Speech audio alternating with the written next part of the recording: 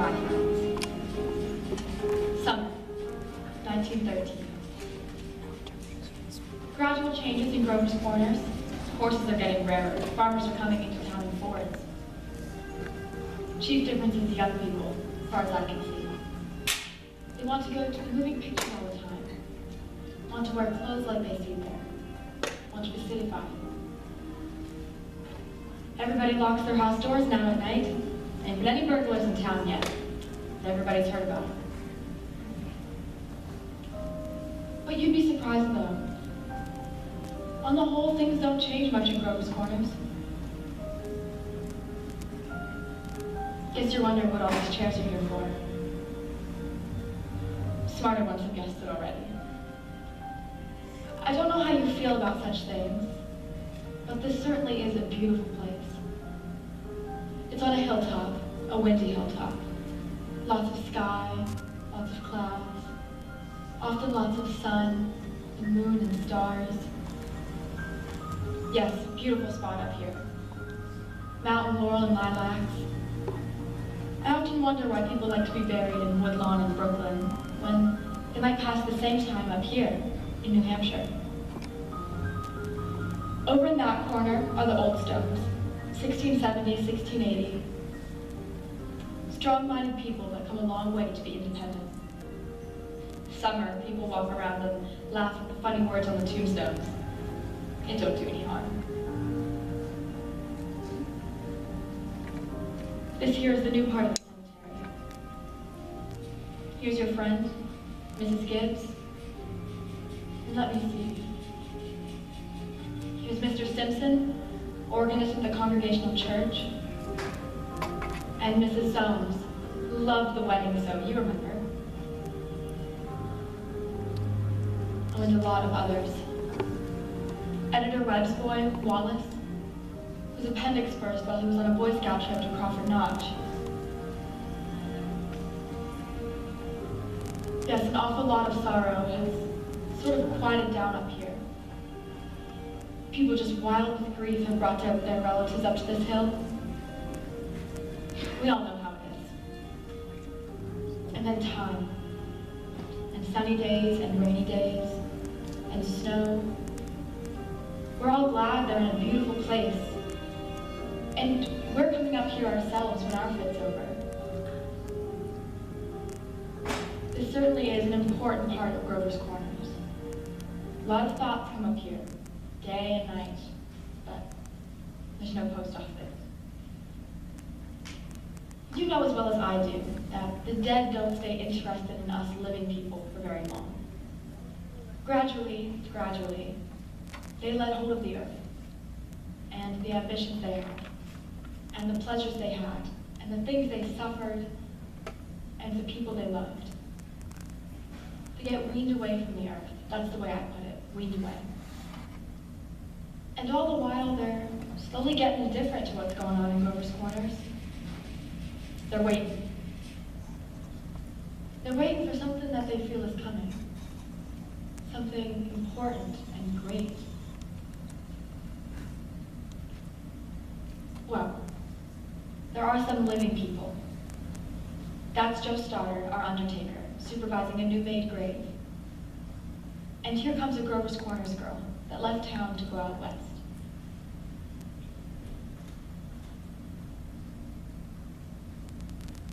Why, good afternoon, Mr. Stoddard. Good afternoon.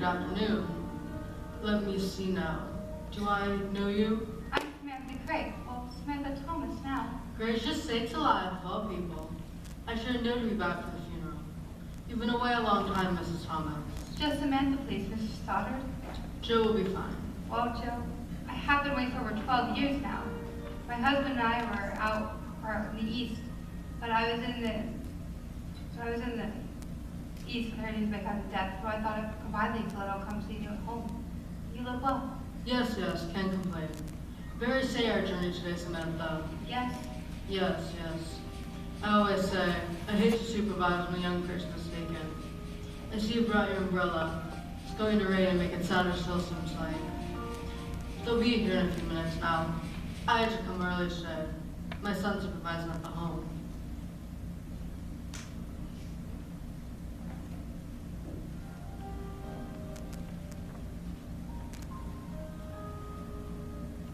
Why, this is old Farmer McCarty. I used to do chores for him. After school. He had the lumbago. Yes, we brought Farmer McCarty here a number of years ago now.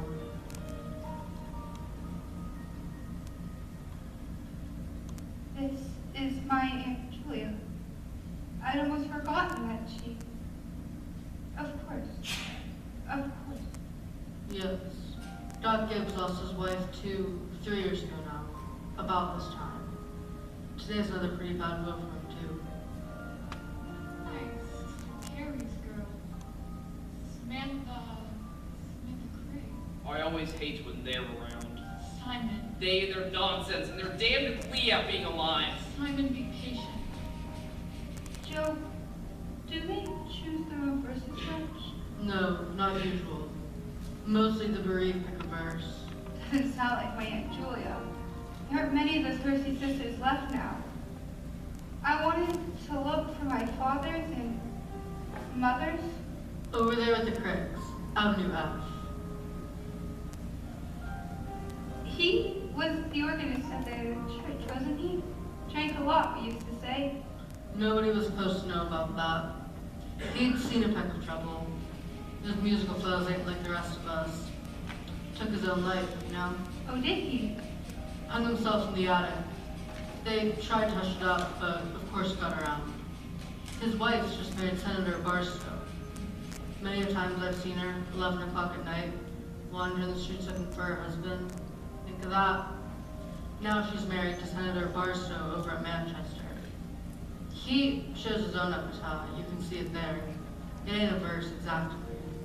Why, it's just some nice music. What does it mean? Oh, I wouldn't know. It was wrote up in the Boston papers at the time. Joe, what did she die of? Who? My cousin? Oh, didn't you know? Had some trouble bringing a baby into the world. Let's see.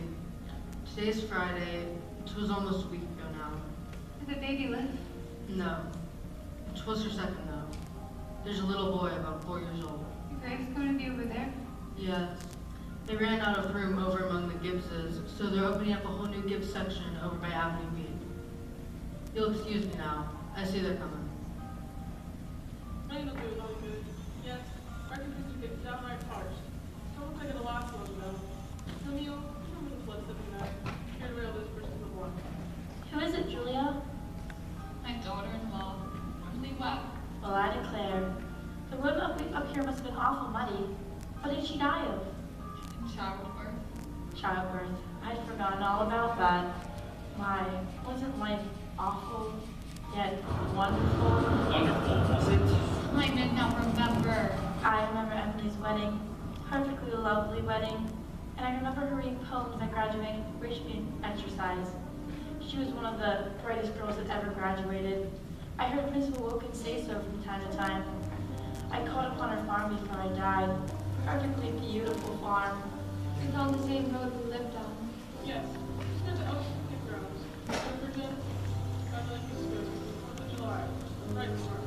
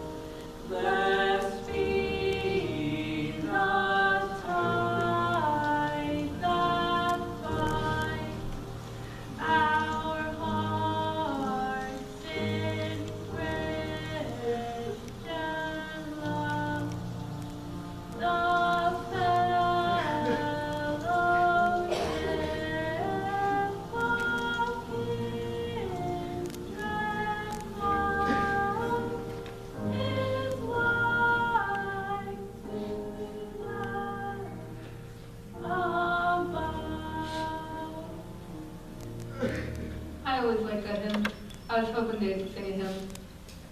Hello? Hello, Mother Gibbs.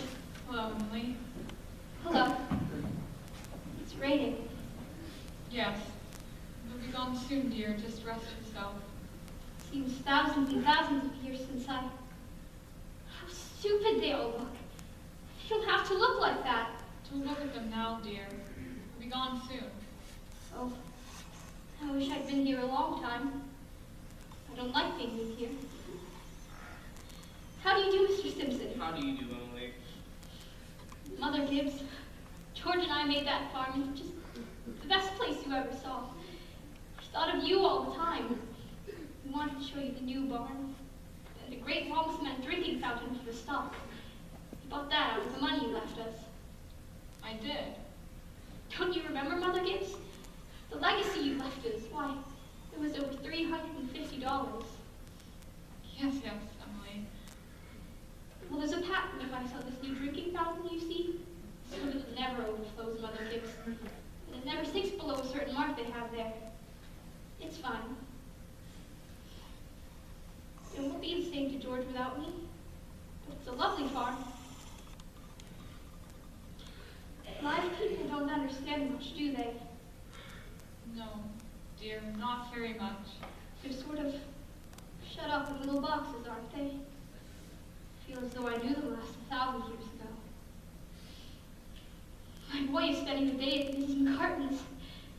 Oh, Mr. McCartney, my little boy is spending the day at your house. Is he now? Yes, he loves it there. We have a new Ford too, Mother Gibbs. Never gives any trouble. I don't drive, though. Mother Gibbs, how long until this feeling goes away of being one of them? How long until it... Shh. Dear, just wait and be patient. I know. Look, they finished. They're going.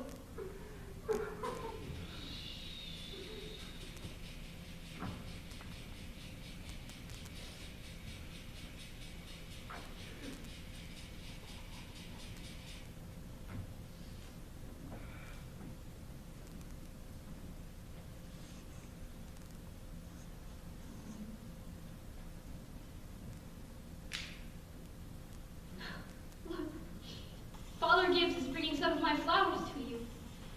He looks just like George, doesn't he? Oh, Mother Gibbs, I never realized how troubled and how in the dark life persons are. From morning till night, that's all they are. Troubled. A little cooler than it was. Rain cooled it off a bit. Those northeast winds always do the same thing, don't they? If it isn't rain, it's a whole 3-day flood. I reckon it'll blow over by night. Often does. But Mother Gibbs, I can go back there again into living. I feel it. I know it. Why, just for a moment I was thinking about the farm. And just for a moment I was there. My baby was on my lap, plain as day. Yes, dear, of course you can. I can go and live all those days over again. Why not? All I can say is, Emily, don't. It's true, isn't it? I can go and live back there again. Yes, some have tried, but they soon end up back here. Don't do it, Emily. Emily, don't. It's not what you think it will be. But I won't live over a sad day. I'll choose a happy one. I'll choose the day I first knew I loved George.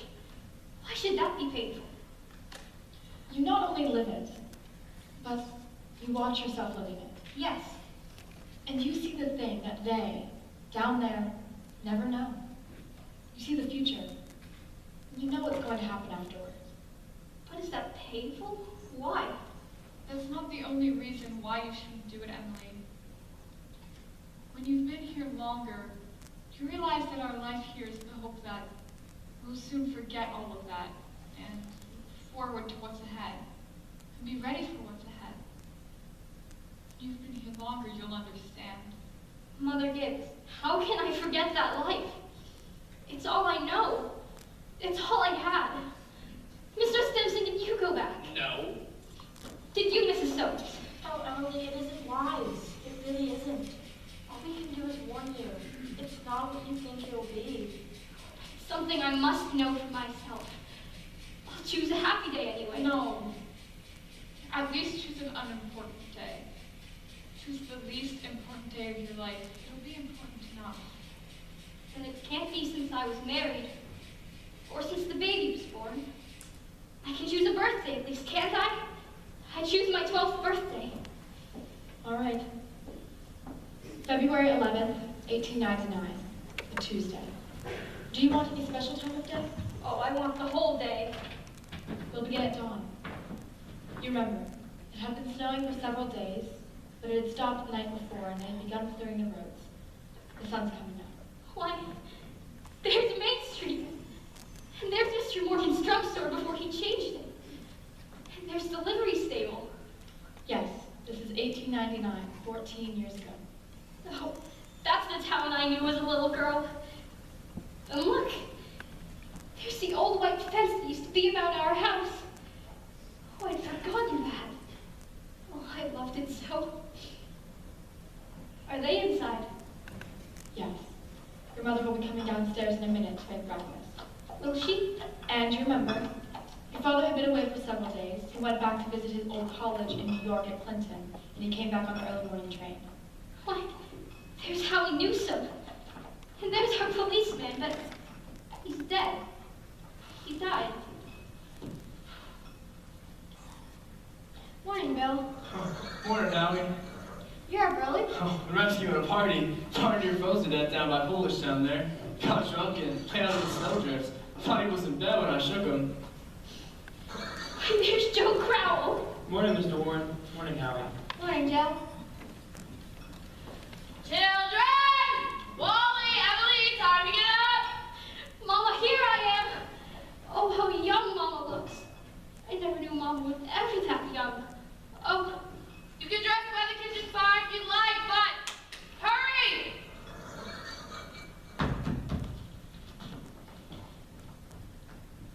Good morning, Mr. Newsom. Oh, it's cold. Temple by my barn, Mrs. Webb. Keep yourself wrapped up. Think of it. Come on, Bessie. Come on. Mama, I can't find my blue hair ribbon anywhere. Oh, just open your eyes, dear. I laid it out for you special on the dresser. If it were a snake, it'd bite you. Yes, yes.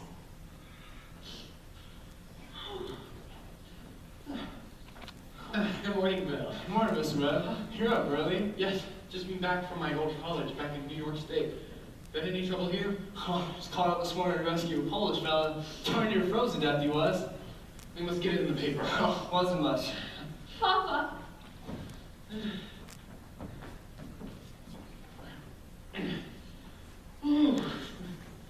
Good evening, Mother. How did it go, Charles? Oh, fine, I guess. I told him a few things. Did you sit up on the train all night? Yes, never could sleep on a Pullman anyway. Charles, seems to me we're rich enough that you can sleep on a train every once in a while. Everything all right here? Oh, yes, nothing special's been going on. Been right cold. Howie Newsom said it's 10 below by his barn. Yes, well, it's colder than that back at Hamilton College. Students' ears are falling off. That ain't Christian. Paper have any mistakes in it? None that I noticed. Clock's on the table. What do you want? Oh, Charles. It's Emily's birthday. Did you remember to get her something? Yes, I've got something here. Goodness. Hope she likes what I got her. I did hard enough for it. And... Children! Hurry up! Hurry up! Oh, where's my birthday girl? Charles, don't bother her now. She's slow enough as it is. You'll see her at breakfast. Children! It's 7 o'clock. Now I don't want to call you again. I can't bear it. They're so young and beautiful. Why did they ever have to get old? Mama, I'm here. I love you all, everything. I can't look at everything hard enough. There's the butternut tree. And there's Mr. Morgan's drugstore. And there's the high school forever and ever and ever. And there's the Congregational church where I got married. Oh dear. Oh dear. Oh dear. Good morning, Mama. Very happy birthday to my girl and very many Christmas. There's some surprises for you on the table. Oh, Mama, you shouldn't have. I can't. But birthday or no birthday, I want you to eat your breakfast good and slow. I want you to grow up to be a nice, strong girl. Wally!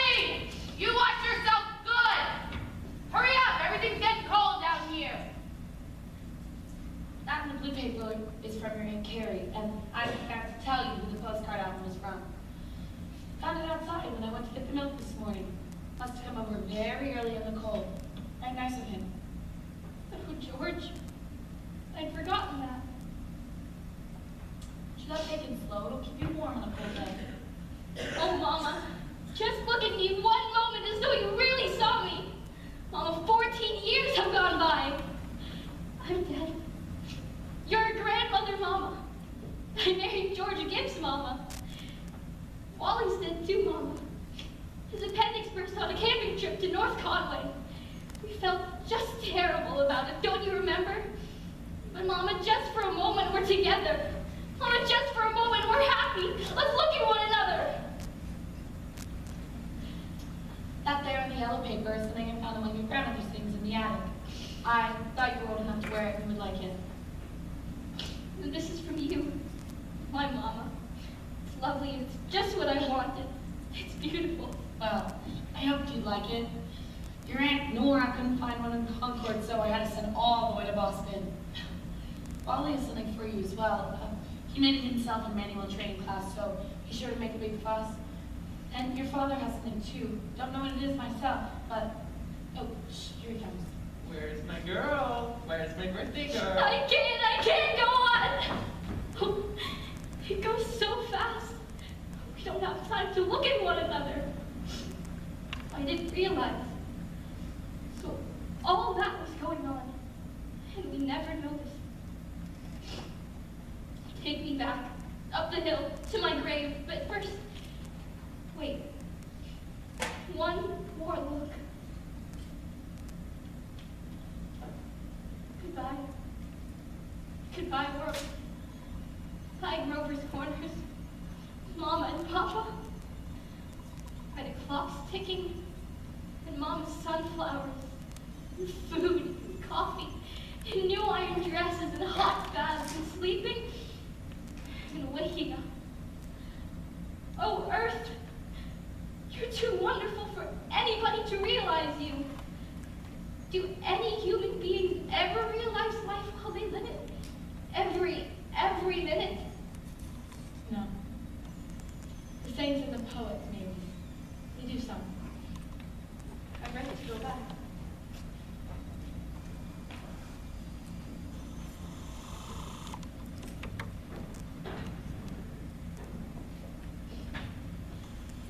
Mother Gibbs, I should have listened to you. I want to be quiet for a while. Mother Gibbs, I saw it all. I saw your garden. Did you? That's all human beings are. Blind people. Really look. It's clearing up. The stars are coming out. Oh, Mr. Stimson, I should have listened to them. Yes. Now you know. Now you know. That's what it was to be alive, to move about in a cloud of ignorance, to go up and down, trampling on the feelings of those about you, to spend and waste time as though you had a million years, to always be at the mercy of one substance or passion or another. Now you know. That's a happy existence you wanted to go back and see. Did you shout to him? Did you call to him? Yes, I did. Now you know them as they really are, ignorance and blindness. Simon Stimson, that ain't the whole truth and you know it. Love you. Wind's coming up. Seems like... Oh, dear. I keep remembering things tonight. Seems right cold for June, ain't it? Emily, look what you've done. You and your rebellious spirit stirring us up here. Emily, look at that star. Forget its name. I'm getting to know them all. I don't know their names. My boy Jules is a sailor, knew them all. He had sent on Portuguese and saw them all by name. Yes, sir, it was wonderful. A star's mighty good company. Yes, yes, yes, 'tis. Here's one of them coming now. That's funny. Take no time for them coming around here. Goodness sakes. Mother Gibbs, it's George. It's George. My boy Joel in the stars. He sits for many years for that speculative earth. It doesn't seem like a person to believe it, but that's what he used to say. A million years. And that's what they say. No, I really know anything. You have to be calm. Goodness sakes. Mother Gibbs, Yes,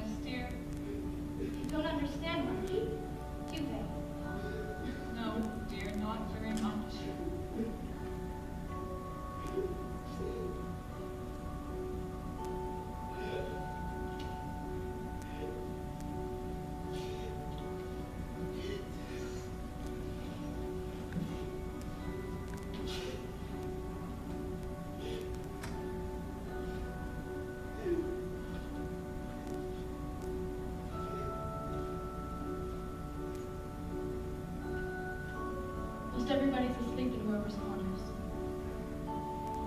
There are a few lights on. Shorty Hawkins, down in the depot, has just watched the Albany train go by. And in the livery stable, where people are sitting up late and talking. Yes, it's clearing up. There are the stars, doing their old crisscross journeys in the sky. Scholars haven't settled the matter yet, but they seem to think that there are no living beings out there. They're just chalk or fire. Only this one's straining away all the time to make something of itself. And the strain is so bad that every 16 hours, everybody lies down